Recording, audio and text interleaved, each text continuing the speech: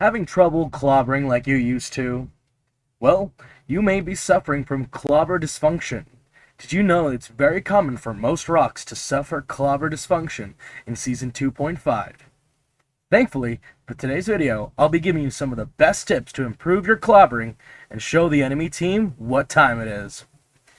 If you're watching this video, I'll assume you already know Ben's kit and role in the team. Only really going into certain abilities as the meta has changed and team comps you need to watch out for. So, let's start off with the most important part. The current meta has shifted into a difficult time for our old pal Benji. Poke meta and flying meta have become very dominant strategies, mainly due to the buffs to Squirrel Girl, Hela, Hawkeye, and Bucky. Additions such as the Penny team-up, the Ultron team-up, and existing team-ups like Hulk and Namor have made it really hard to get anywhere near close to anyone before you die. Diving meta has been heavily kicked to the curb. Nerfs to Cap, Spider-Man, and Thor, and tons of other characters and additions. This nerf to Dive is already an incredible nerf to Ben, since he works best as an anti-dive brawler tank. Poke and Flyers will always be able to easily space you out, before you even get the chance to throw a punch. But no worries, I've come up with a few things you can do to bring Benji back and to the top of the leaderboard. Alright, tip number 1, the most important one. Ask to ban flying characters. I usually like to ban in this order: Hawkeye or Penny, Iron Man, Storm, Ultron. Now, let me explain why. While Poke is annoying, we can actually hit them, unlike Flyers. So we're picking the easier poison to swallow. Always start with a non-flyer pick to not let the enemy team think you're gunning for Flyers. Iron Man is a must due to high speeds, great beam damage, a nice team up, and a decent ult. Normally, Storm is banned by the enemy team on first pick, but if she's not, her high damage and amazing ult combo needs to go. Once Iron Man is banned, Ultron isn't a huge deal. But if you're worried or just need a random ban, might as well take out the one support you can't hit. If you're comfy with one less flyer or get lucky with 2 flyers being banned on the first draft, you can always ban a character that can stomp another teammate or yourself. Like I said, I like banning Penny due to her nest, and it really disrupts things' brawl potential while the nest is up. Hawkeye, his damage is really high, and it's hard for things to get in before getting, filled with arrows. Or Hela, due to her entire kit being just so strong. I wouldn't bother banning Matchstick. Johnny may be a flyer, but his nerfs, not only his nerfs, but his nerfs to the team up, and reliance on Storm team up, he's not anyone's pick unless it's a one trick. And if you know he's a one trick, it's still Johnny. He was nerfed pretty darn bad. Tip number 2, don't solo thing. The meta and the developers have dictated that Poke meta is now incredibly strong. Going in by yourself as a solo thing is an easy way to go 0-10. Unless the enemy team is being piloted by people with their monitors off, solo thing won't get much done. Best bet is to have a Groot, Mag, or Strange. A riskier option that still works would be Emma, Hulk, or Penny. These tanks will help you take some of the heat off you, as well as providing a safe jump partner. Groot, Mag, and Strange are better at holding the line, so either play next to them or right behind them. You can try and dive the back line with your charge, but I would hold back unless an opportunity presents itself.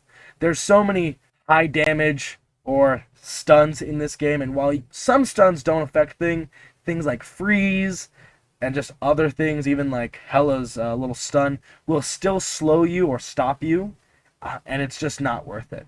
You will die really fast due to Poke characters being high damaging. If you've got a Hulk, an Emma, or a Penny, you'll have to play different for each. Emma, you'll probably want to stick next to, adding damage resistance to our already very strong diamond form resistance. Hulk will almost always be diving more often, so you have to play the front line. You might be able to jump in with Hulk, but you do leave your entire team open if you don't play very smart.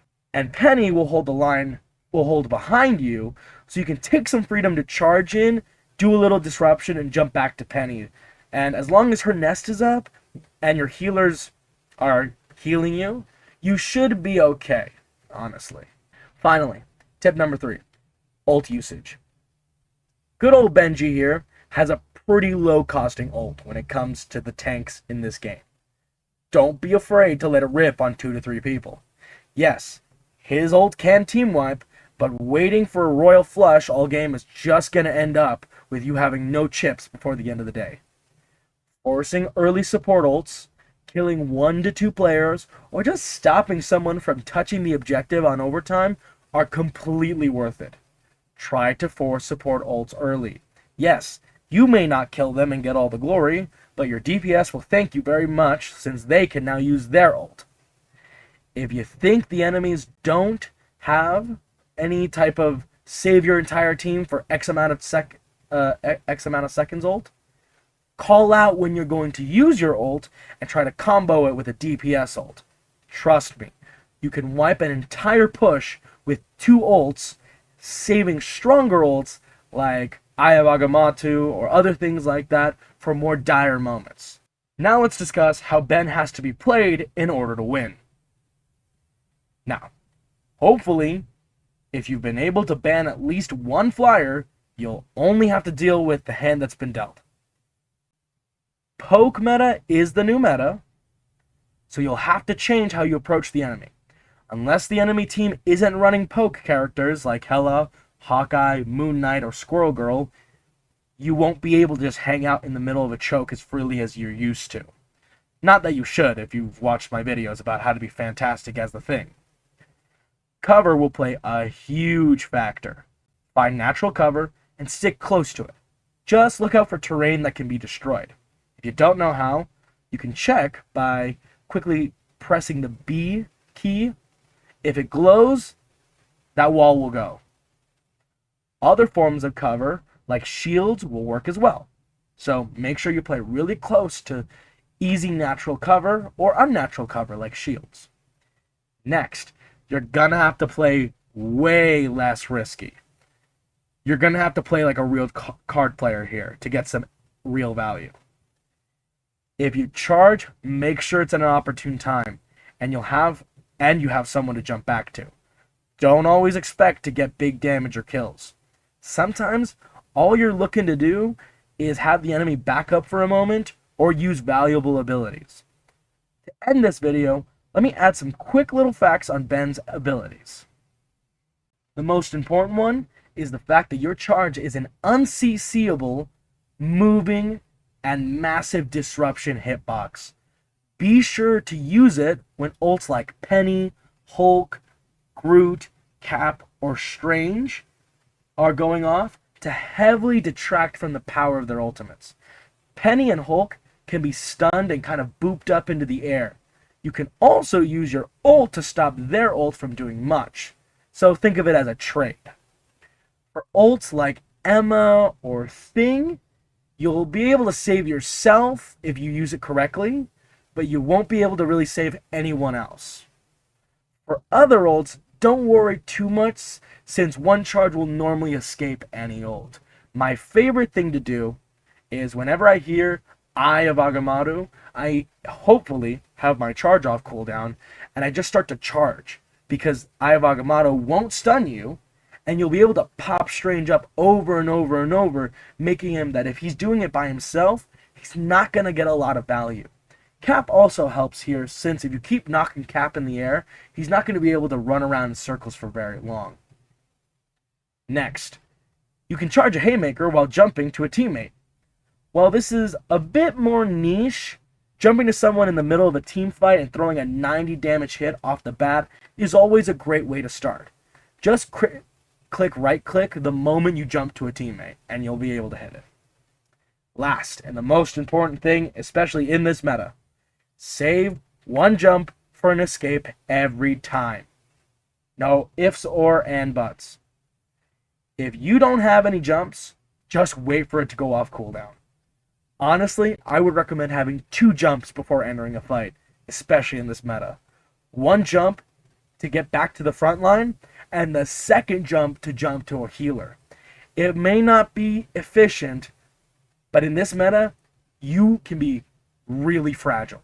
So it's best to be ready to fold your cards the moment the bets get too high to handle. Anyways, I hope you enjoyed this video. And I have a couple more Thing videos and stuff like that coming out. But if you have any questions, are a Thing player and learn something new, or maybe you just don't agree with me, I would love to hear your opinions down in the comments below. Take care, guys, and hopefully see you guys next time. Peace.